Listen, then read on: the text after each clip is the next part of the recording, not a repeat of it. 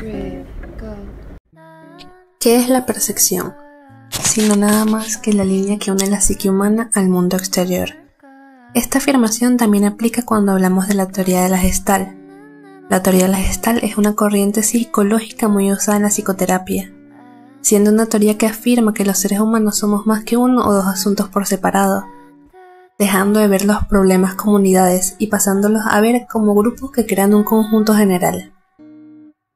Esa es la razón por la cual la teoría de la Gestalt ha trascendido la psicología y se ha aplicado en el área del diseño gráfico, u similares, ya que de igual manera se afirma que la atención de una persona se enfoca en el conjunto en total más que en cada elemento por sí mismo.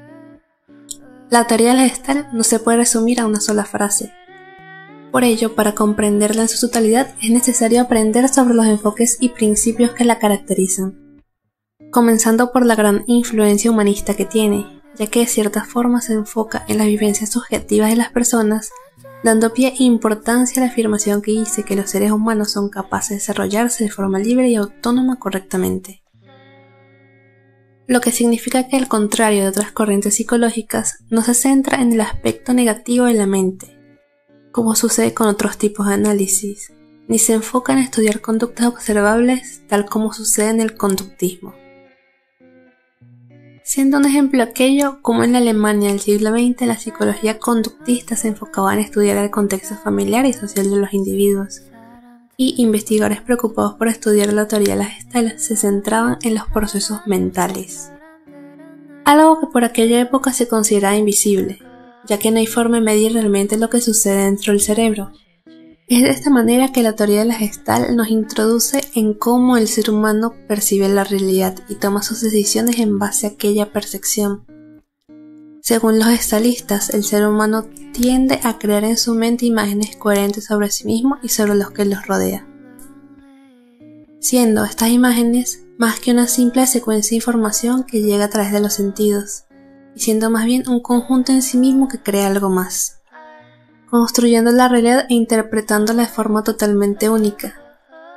La palabra alemana Gestalt se traduce como forma y representa el proceso mediante el cual los seres humanos construyen la realidad por medio de sus propios marcos de percepción, tomando decisiones en base a las formas y figuras mentales que creamos sin darnos cuenta.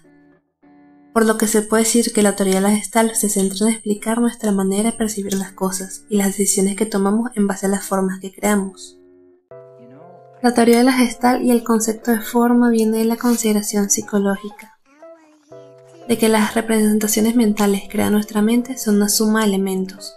Por ejemplo, los recuerdos no son solo una imagen, realmente tienen mucha más información que la visual. Son imagen, sonido, tacto y memoria.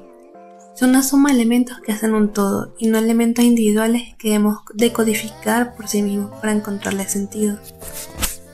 La teoría de la Gestalt niega de cierta forma la existencia de un todo, compuesto por el conjunto de datos que llegan hasta nosotros y por el contrario, propone que lo que experimentamos no es más que la interpretación que le damos a las partes de una experiencia, o sea, un todo, es decir, una figura entera y no una fragmentación de partes, logrando que a través de este enfoque aprendamos acerca de lo que nos rodea, no como un conjunto de piezas de información que nos llegan a través de los sentidos, sino como una unidad creada a partir de las formas que percibimos, las figuras y el todo que se crea en nuestra mente. Por ejemplo, desde el lado psicoterapéutico se tiene el objetivo de que el paciente comprenda los problemas en un sentido global, diferente a lo que hacía con habitualidad en su vida diaria, y que esto le permita desarrollarse de otra forma. De esa forma las personas seríamos más que un jarrón lleno de distintas sensaciones, y daría sentido a que nuestra mente esté llena de tonalidades que pueden estar llenas de ambivalencia. Para los gestalistas es primordial que el paciente logre una nueva comprensión estructural de lo que ocurre, más que centrarse en las piezas de las figuras mentales creadas, siendo un perfecto ejemplo de aquello como cuando vemos ilusiones ópticas de imágenes superpuestas. No somos capaces de ver más que una a la vez, ya que la globalidad de la figura parece apoderarse de nuestros sentidos, afectando nuestra percepción.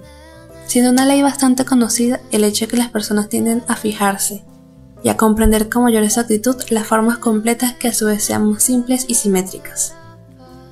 Para finalizar, haré mención de las leyes de la teoría de la Gestalt, las cuales son La ley de la figura fondo, es decir, no podemos perseguir una misma forma como figura y a la vez como fondo esa figura.